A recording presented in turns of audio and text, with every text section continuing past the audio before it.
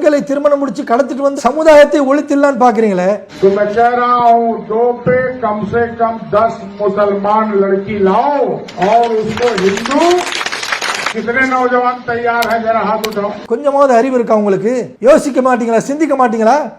ஆர்எஸ்எஸ்ல என்ன பயிற்சி கொடுத்தாங்க? இது தானே ஆஃப் டவுசர் மாட்டிக்கிட்டு கையில கொடியை பிடிச்சிக்கிட்டு போறதுக்கு மட்டும்தான் உங்களுக்கு கற்றுக் கொடுத்தாங்களா? வேற எதுவுமே நல்ல உபதேசங்கள் போதனைகள் தரவே இல்லையா? இன்றைய தினம் நாம் பார்க்கக்கூடிய செய்தி என்னவென்று சொன்னால், உத்தரப்பிரதேசத்தில் உள்ள பாஜகவை சேர்ந்த ராகவேந்திர பிரதாப் சிங் முன்னாள் எம்எல்ஏ ஒரு நிகழ்ச்சியில பேசும் பொழுது சர்ச்சைக்குரிய சில வார்த்தைகளை அங்கே பயன்படுத்துகிறார். மக்களை காயப்படுத்தக்கூடிய புண்படுத்தக்கூடிய பேச்சுக்களை தான் அவர் எடுத்து வைக்கிறார். இந்து ஆண் இளைஞர்களை பார்த்து அவர் சொல்கிறார், நீங்கள் முஸ்லிம் பெண்களை காதலித்து அல்லது கடத்தி கொண்டு வந்து திருமணம் முடிக்க வேண்டும். எப்படி மூளை செலவு செய்கிறார் பாருங்க. அப்படி நீங்கள் செய்தால் அரசாங்கத்தில் உங்களுக்கு நாங்கள் வேலை வாங்கி தருவோம் அப்படின்னு சொல்லி மூளை செலவு செய்கிறார் இளைஞர்களை. तो मैं कह रहा हूँ 2 पे कम से कम 10 मुसलमान लड़की लाओ और उसको हिंदू कितने नौजवान तैयार है जरा हाथ उठाओ. शादी हम कराएंगे और ये घोषित करते हैं कि जो लेके आएगा उसको खाने पीने भर का नौकरी भी दिलाएंगे, रोजी रोटी भी दिलाएंगे.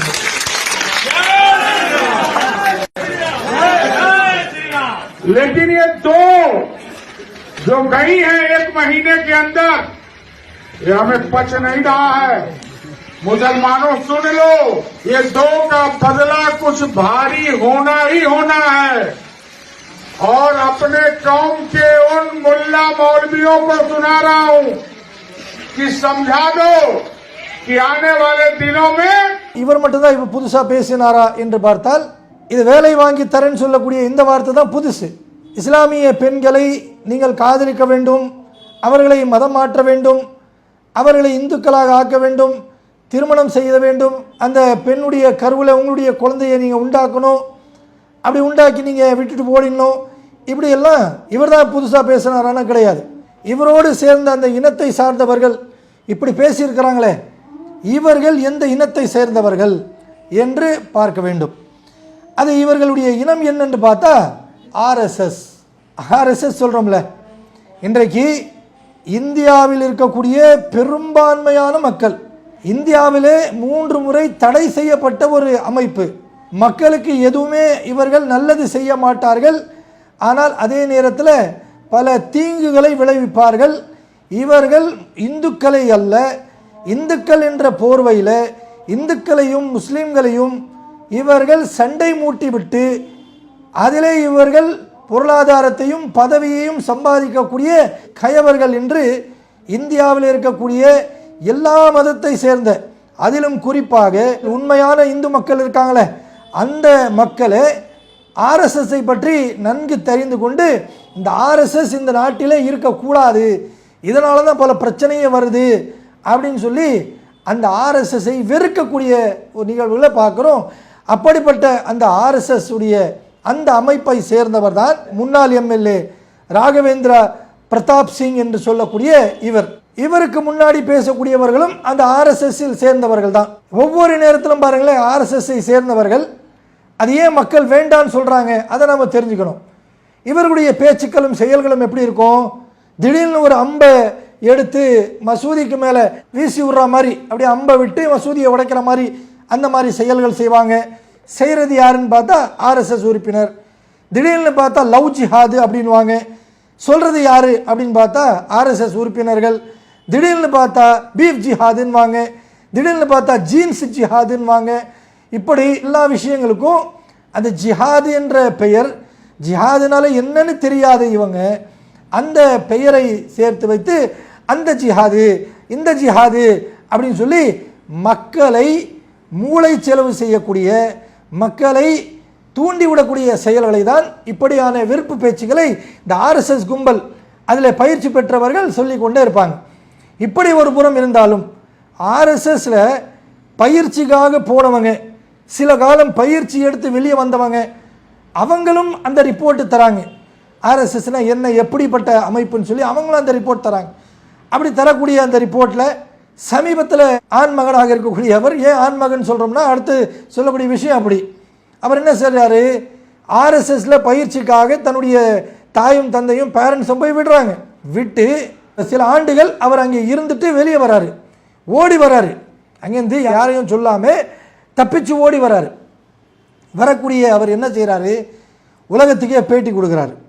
என்ன பேட்டி தெரியுமா, நான் ஒரு ஆண், ஆனால் ஆர்எஸ்எஸ் அமைப்பில் பயிற்சிக்காக என்னுடைய பெற்றோர்கள் அனுப்பினார்கள்.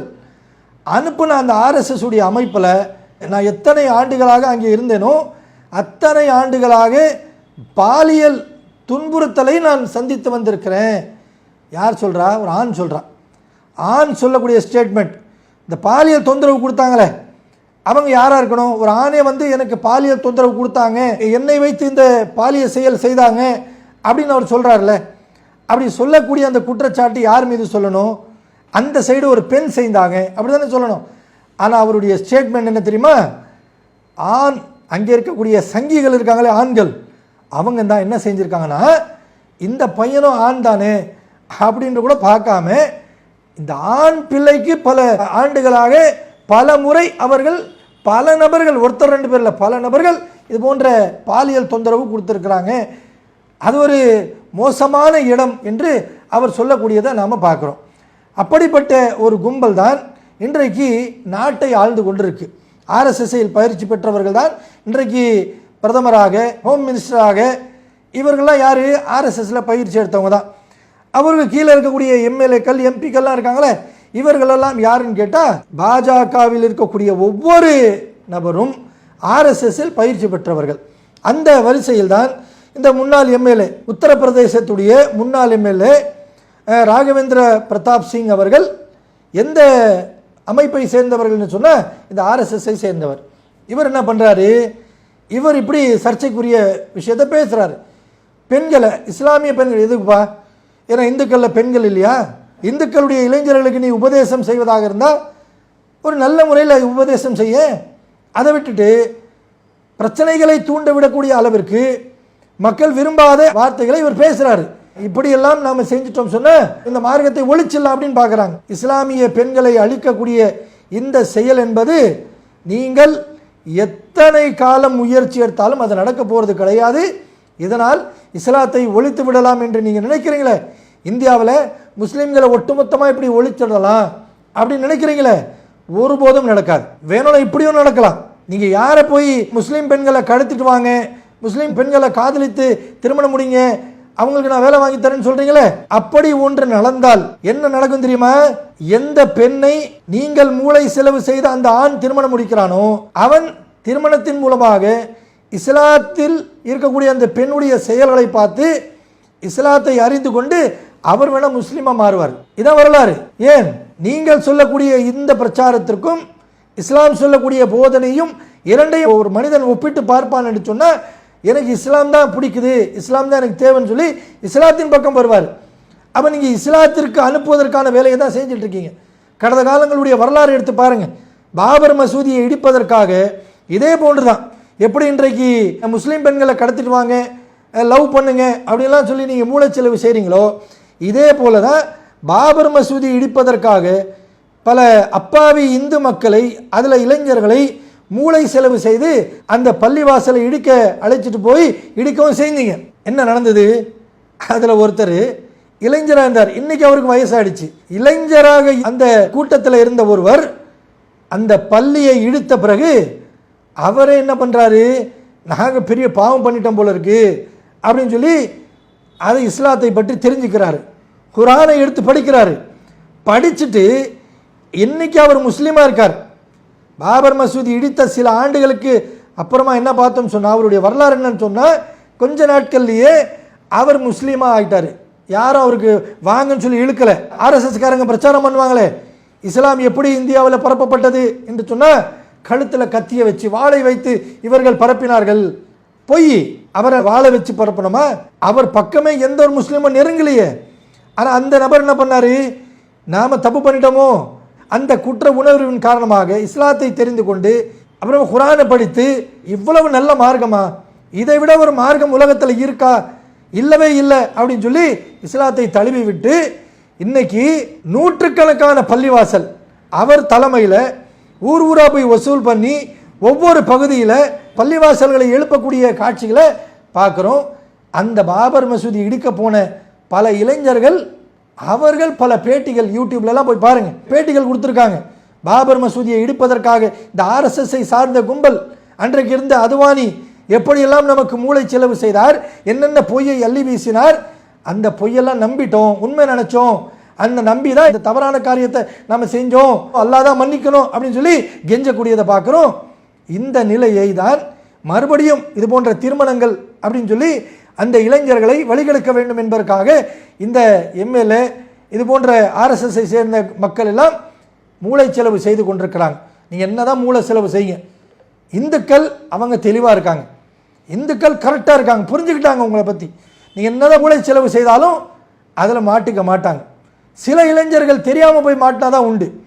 அப்படி மாட்டக்கூடிய அவர்களும் என்ன பண்ணுவாங்க, இஸ்லாத்துக்கு தான் வருவாங்க.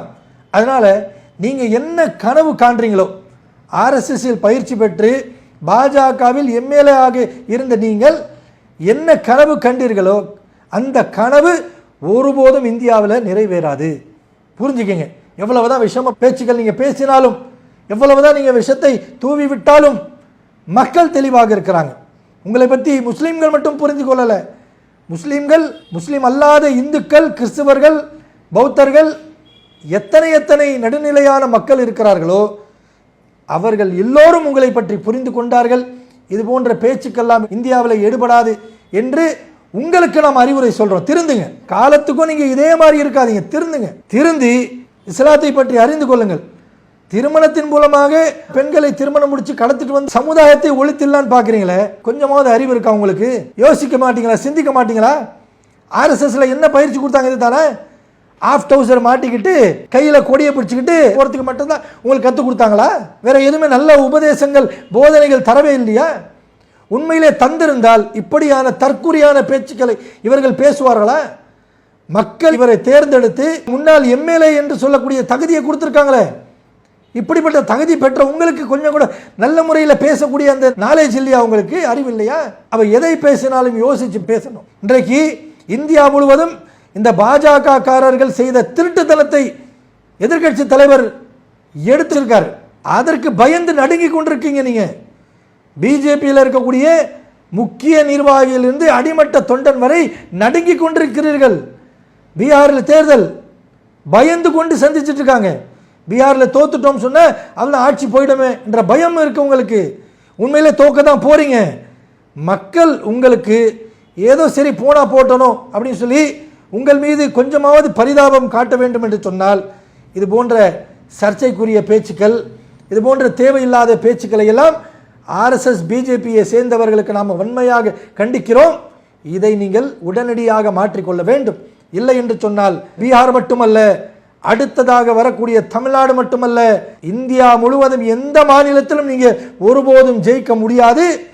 இந்தியாவுடைய அடுத்த பிரதமராக உங்கள் கட்சியை சார்ந்தவரை மோடிஜி அவர்கள் மட்டுமல்ல, எந்த ஜி வந்தாலும் ஜெயிக்க முடியாது. காரணம், இது போன்ற சர்ச்சைக்குரிய பேச்சுக்கள், விஷத்தை தூவக்கூடிய இந்த பேச்சுக்கள் தான் காரணமாக இருக்கும். புரிந்து கொள்ளுங்கள் என்பதை உங்களுக்கு நாம் தெரியப்படுத்துகின்றோம். அஸ்ஸலாமு அலைக்கும் வரஹ்மத்துல்லாஹி வபரகாத்துஹு. அல்லாஹு அக்பர், அல்லாஹு அக்பர்.